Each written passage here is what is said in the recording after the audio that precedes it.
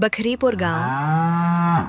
सुबह की हल्की धूप, मिट्टी की महक, गायों की घंटियों की टन टन और चूल्हों से उठता धुआं, ये गांव की पहचान थी।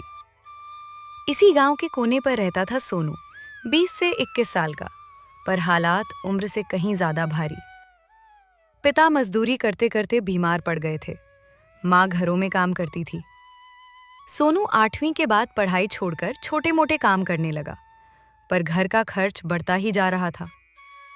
एक दिन सोनू ने माँ से कहा, अम्मा, मैं भी कुछ ऐसा करूंगा जिससे लोग मुझे याद रखें और घर में बरकत दिया है।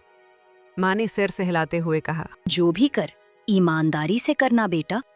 सोनू का पसंदीदा खाना मोमोज। सोनू को शहर जाते वक्त एक चीज हमेशा याद रहती, मोमोज। टमाटर की चटनी के साथ भाप में बने सफेद मोमोज खाने का उसे बचपन से चाव था। गांव में किसी को बनाना आता ही नहीं था, इसलिए लोग शहर से लाकर खाते थे। एक दिन सोनू ने सोचा, अगर मैं गांव में पहला मोमोज वाला बन जाऊं तो ना कोई कंपटीशन, ना कोई रोक। पर मुश्किल थी, मोमोज बनाना आता ही नहीं था। सोनू के शहर में रहने वाले दोस्त राहुल को मोमोज बनाने की पूरी जानकारी थी।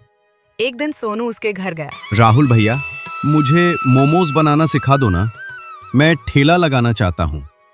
राहुल हंसकर बोला, सोनू, तू तो बड़ा खिलाड़ी निकला।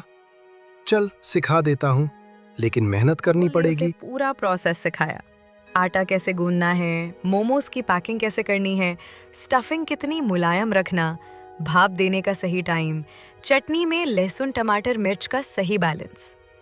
सोनू मोबाइल में सब घर के बाहर लकड़ी का छोटा स्टैंड लगाया, ऊपर एक पुराना स्टीमर रखा और लिख दिया, सोनू भैया के स्पेशल मोमोज, 10 रुपए प्लेट। दिन सिर्फ 2 ग्राहक आए, एक बच्चा और एक बुजुर्ग। बच्चा बोला, अरे भैया, ये तो शहर वाले जैसे नहीं है। बुजुर्ग बोले, चटनी थोड़ी फीकी है बेटा। सोनू रात भर सोच में बैठा रहा। क्या मैं सच में कर पाऊंगा?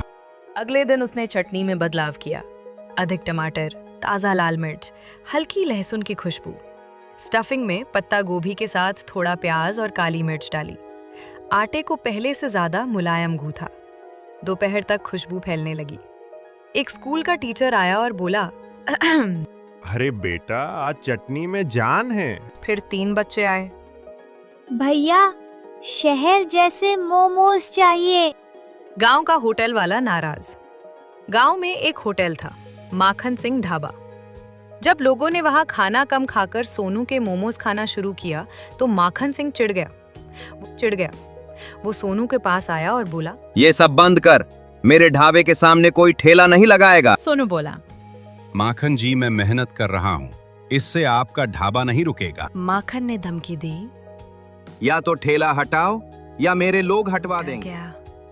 अगले दिन जब सोनू ठेला हटाने लगा तो गांव की औरतें बोली, अरे नहीं, हमारे बच्चों को तो ये मोमोज बहुत पसंद हैं। एक किसान ने कहा, ढाबा वाले को क्या दिक्कत है, तू तो अच्छा काम कर रहा है। एक बुजुर्ग ने हाथ रखकर कहा, बेटा डर मत, पूरा गांव तेरे साथ है। आंखें भर आईं।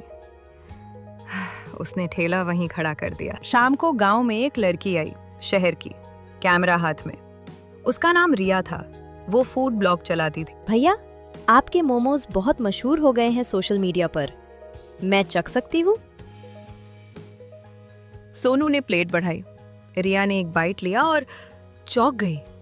ओहो, ये तो गांव के चूल्हे से उठा स्वाद है, मैं इस पर वीडियो बनाऊंगी। उसने वीडियो बनाया, मोमोज बनाते हुए सोनू, भाप उठता स्टीमर, गांव का माहौल, सब रिकॉर्ड किया।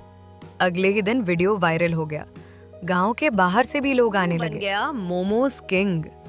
अब सोनू ने बड़ा ठेला बनाया, नया स्टीमर, बढ़िया टेबल और एक बोर्ड। देसी भाप में पका सोनू का चूल्हा मोमोज। उसने 3 तरह के मोमोज बनाने शुरू किए। वेज पनीर मसाला मोमोज। बच्चे बोले, भैया मसाला मोमोज दे दो। औरतें बोली, टिफिन में भर दो, घर लेकर जाएंगे। बुजुर्ग बोले, अरे वाह, चटनी में तो जादू है। सोनू के पास कमाई इतनी होने लगी कि उसने पिता का इलाज कराया, माँ के लिए नया चूल्हा खरीदा और घर की मरम्मत शुरू कर दी। एक दिन सोनू के पास माखन सिंह आया। जो पहले उसे रोकने आया था।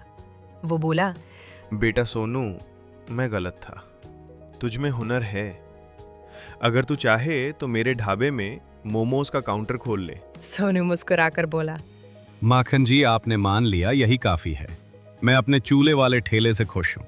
गांव वाले बोले, सोनू अब गांव का नहीं, पूरे इलाके का मोमोज किंग है। और सोनू हंसकर बोला, मेहनत की भाप में पका हर मोमोज भगवान की दुआ बन जाता है। हुनर छोटा नहीं, सोच छोटी होती है। मेहनत से बना खाना हमेशा दिल जीतता है। डर नहीं, हिम्मत चाहिए। एक छोटा ठेला भी बड़ा नाम बना सकता है। तो दोस्तों, कैसी लगी आपको ये कहानी? कमेंट में